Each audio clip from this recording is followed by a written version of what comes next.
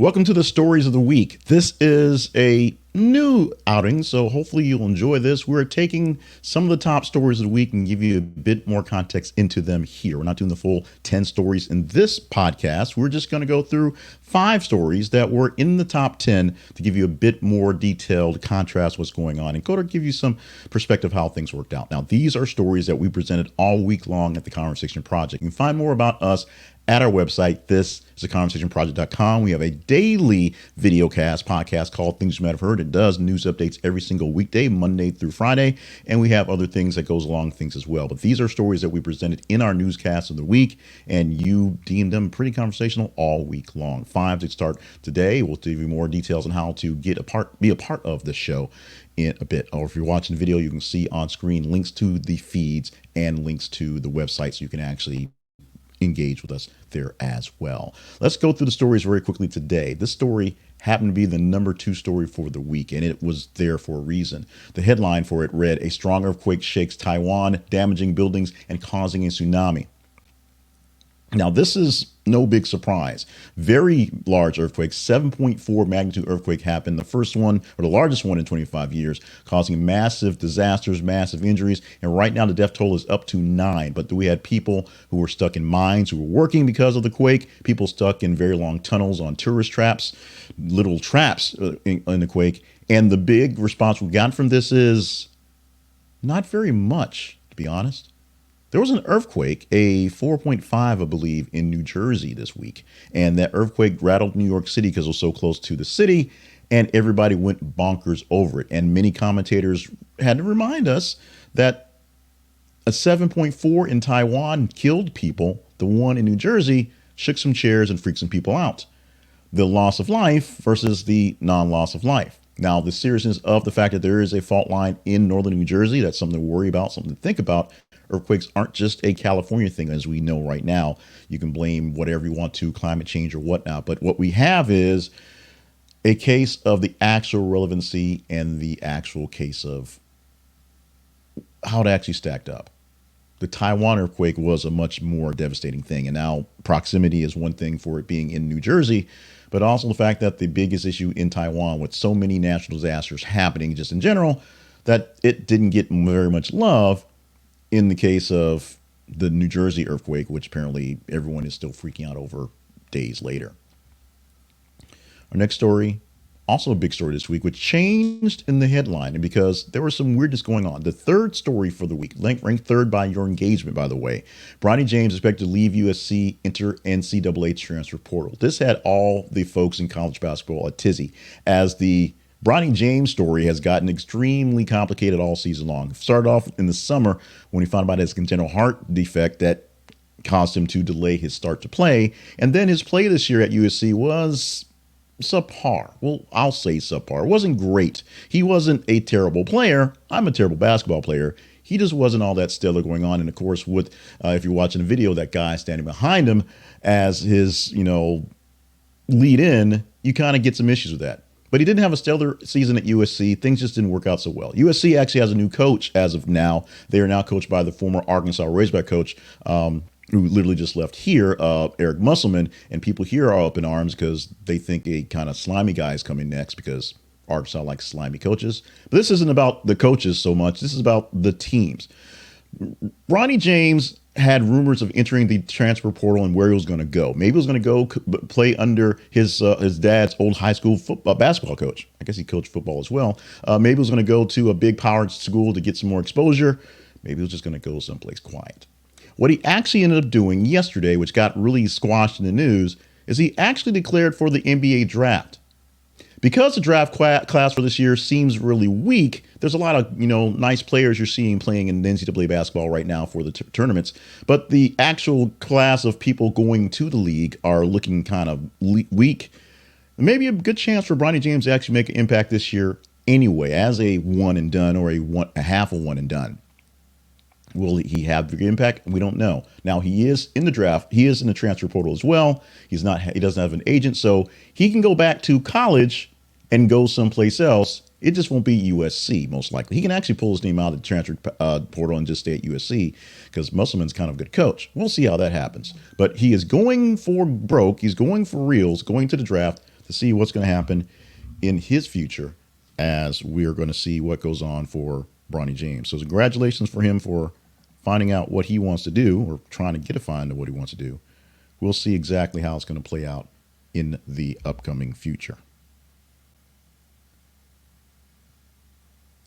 Let's go on to the next story, which sticks with basketball and goes back to the beginning of the week, and Kim Mulkey. This story happened to come out as the fourth story overall in the rankings for this weekend. And what we have is a story that was literally 2 years in the making. Kim Mulkey she has a reputation. She has a bit of baggage. She has some paper on her. And an article by the Washington Post, which basically began 2 years ago, started to do an impact piece on her and asked for her opinion. And she said no. And she kept saying no for about 2 years as they tried to get some sort of insight from Mulkey on how she was perceived at LSU and in college coaching in general. So they released the article about 2 weeks ago. And Kim Mulkey, about 2.5 weeks prior, kept telling people, don't read it, don't listen to it, it's not good, it's a hit piece, they're trying to do bad things to me. There's so many things that had to target on LSU, of course, being in national champions, defending champions, now out of the tournament after losing to Iowa, and of course all the Angel Reese stuff going on. It turned into a thing where they're just trying to do another thing to peg down LSU and the system and Kim Mulkey. And then the article came out, and it was not great, but relatively tame. In fact, it was more or less like a ongoing saga, a long drama played out for things that people are already saying fairly loudly and fairly often about Miss Mulkey than it was a hit piece. It didn't really take her down because everything that was said was things that other people had said very loudly over the years. They just wanted to get Mulkey to give some perspective to it before they put it out there. And her perspective was, it's going to be bad. And it wasn't terrible. It wasn't great. It wasn't terrible. So we have this to kind of mull over. Many people just going over how this was actually a hit piece when it really was just sort of an expose. I guess expose is more or less a hit piece, but it really was just sort of insight to what people thought of and how people perceived Miss Mulkey as a person, as a coach, as a fairly good coach, not a great person. And when the two mix, sometimes bad things happen. This next story is one that I am glad to get a chance to talk of. And it was a number 5 story posted as we posted the headline here. Of course, Dolly Parton is praising the Jolene cover by Beyoncé. And the story gets even louder. Now, first off, Country Carter came out, I guess, 2 weekends ago. And it was full of many, many tracks of songs with Beyoncé hanging out with a lot of people, doing a lot of collaboration and putting a country twang on her R&B. And many people, as I said, when you sing R&B with a country twang, it's still R&B, it's not country. So some people don't like the country album. So a lot of people are asking their opinions of various songs, various hits, to include the big one, Jolene, the cover by Beyoncé of Dolly Parton's hit. Beyoncé was so taken aback by the love that Dolly Parton gave her that it just was amazing. Dolly Parton said, 1, listen to the song, it's awesome. 2, listen to my song, listen to the differences because you can tell the differences. And 3, hey, you that hussy with the good hair, back off Beyoncé. Many other famous people were asked, including Reba McEntire, who just said, nope, not going to go there. You ain't getting me. Nope. So many people were vocal about their opinions of the entire album. Many people were vocal about the Jolene cover. As I said, many normie country music fans think that it's just Beyonce trying to encroach on their place, which they have that right to think that. But Beyonce put out an album that's country. It's country. Deal with it. It's going to make a lot of money for a lot of folks. We ain't going back. It is what it is. And the 5th story we have for this new thing here is on Truth Social. We actually had 2 stories on Truth Social this week. This one we put out first. The second one we put out second, and it actually seemed like a larger story. But this one, when it all shut down in the actual engagement, was the number 10 story, the last one in the top 10 stories for the week. And we'll explain how that happens in just a bit. And the headline was, Truth Social owner Trump Media sues 2 former apprentices seeking to wipe out their shares. Now, the rundown I have here does not have the names of the people, but Andy Dean, whose last name is actually a different name, used Andy Dean for the radio, and Wes Moore, 2 people who were on The Apprentice, who actually did fairly well on The Apprentice, and then got sucked into the world of Trump when he went to be the president, and now still stuck into the world of Trump off president sites, are being sued. They actually helped get things started for Trump Media, or get it into the SPAC and get the actual media company, which is Truth Social, on the market into things. But Trump Media, the company, and essentially Trump, are saying they screwed it up. The valuation should be higher. The working should be better. Things should have worked out a whole much better. And it wasn't because of these two. I was going to throw out Stooges, but Stooges is not in the filing. But I'm pretty sure somebody wants to throw that word out because Donald Trump does a lot. Now, Andy Dean was a person on The Apprentice, same as Wes Moore. They both went into private sector stuff. Andy Dean went into media, and Wes Moore went into finance. And they both got brought back into the Trump orbit as Trump ran for president. Andy Dean literally left a fairly good growing radio broadcast in the time when it was good to be on the radio to go work for media and Donald Trump. From there, they stayed in the orbit, as I said, and worked on other projects, including getting Truth Social up and running and into the SPAC that turned into DJT.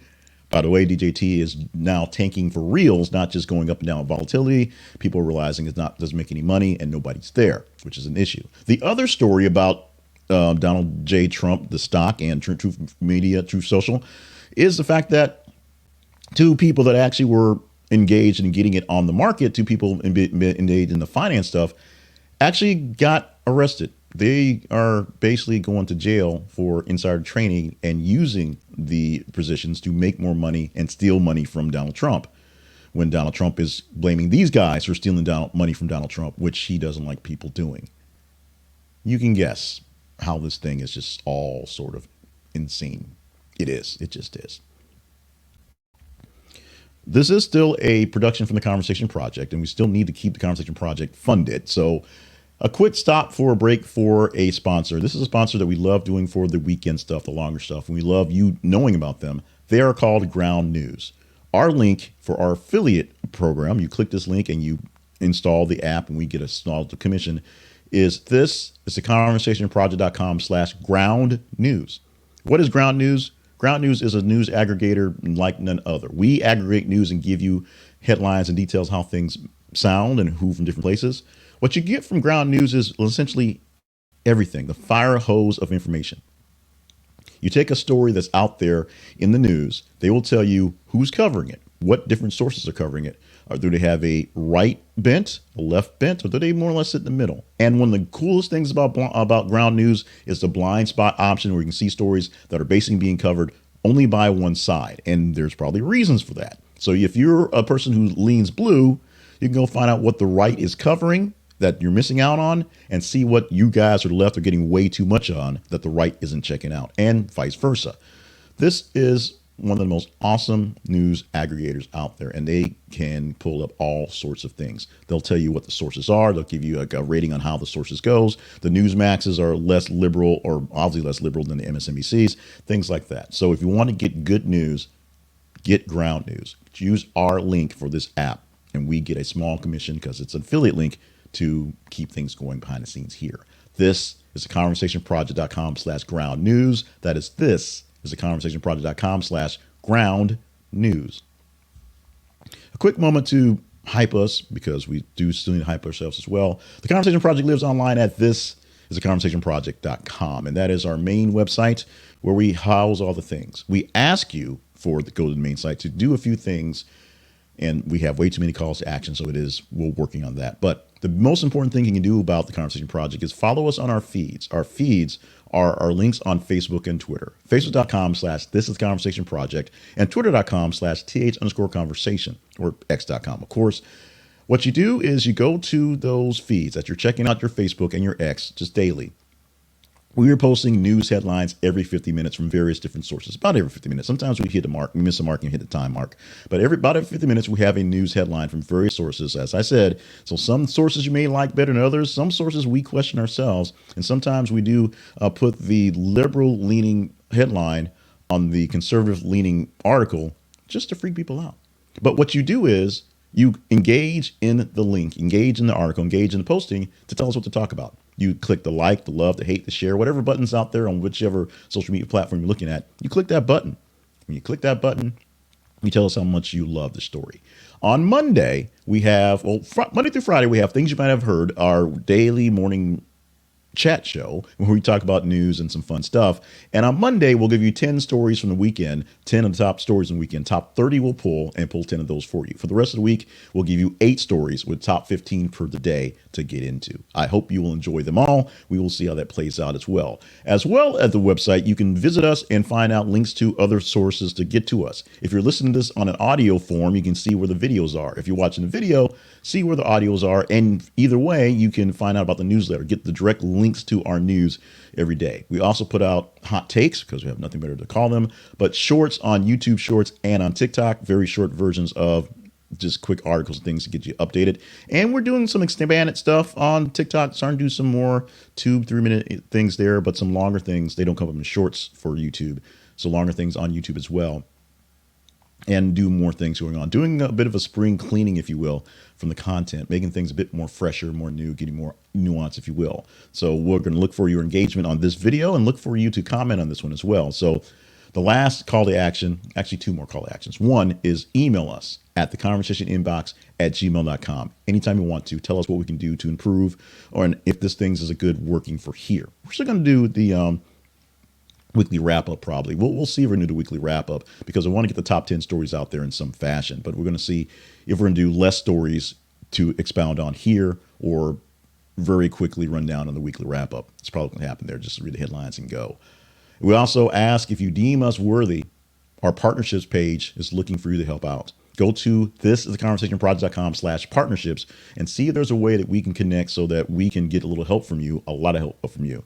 We tell you up front where your money's going. And if you are a partner, we will let you know. We will definitely let you know how to get in on what's happening and give you updates on things as they go along. We don't have the partnership thing here.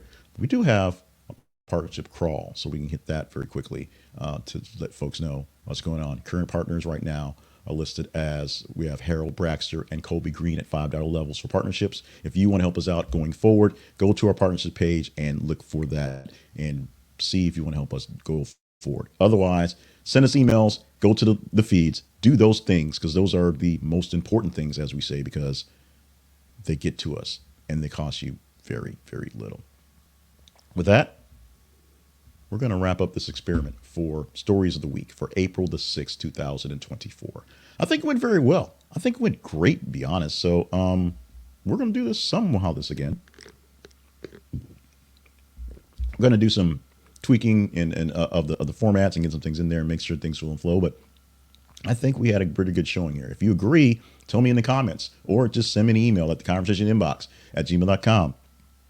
Follow us in the feeds because those 5 stories that we presented to you, they don't become top 10 stories. We don't have a chance to actually talk back to you with them unless you tell us what the stories are. So it's that simple. Go to the feeds and let us know what stories are the most engaging to get into what's going on. My name is Jay Cleveland Payne, and every single time I do one of these things, I have a sign out. The sound it is, I don't have coffee today. I have soda, so staying hydrated is kind of, not exactly there, but stay hydrated.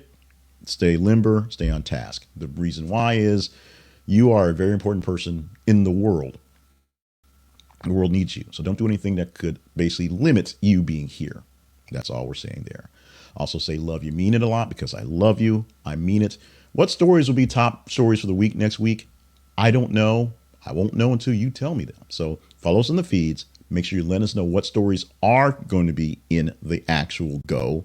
And we're going to work on the stories of the week. We're going to see if we're going to make this the new diamond jewel of the weekend and then find something else to do for a larger expanded story. I think that's what's going to happen.